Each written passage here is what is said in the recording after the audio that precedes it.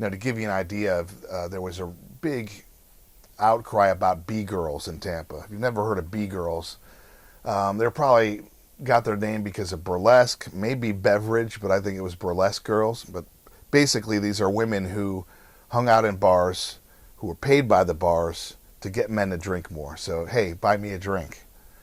This became so pervasive in bars everywhere, where if a man were to go in a bar, he would get shook down for everything he was worth, because some woman is demanding that buy him drinks. So they made it illegal in the mid 1950s. It was written into kind of Tampa's code that this was not allowed. Well, they started to use female impersonators instead. So anytime a man would go into a bar, not necessarily a gay bar, he would be sort of confronted by a drag queen, by someone who's impersonating a man, a woman, and asking him to buy drinks and flirting with him.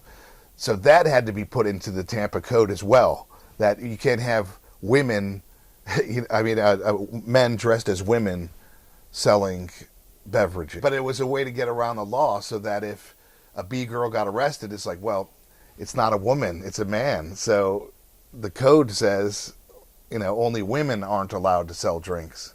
So this is a man. He's dressed as a woman, but he's still a man. So it was a way to circumvent the law. So I think that just finding that in the code, of Tampa tells you a much greater story about how people were able to sort of operate, exist, flourish, and love, under very difficult conditions.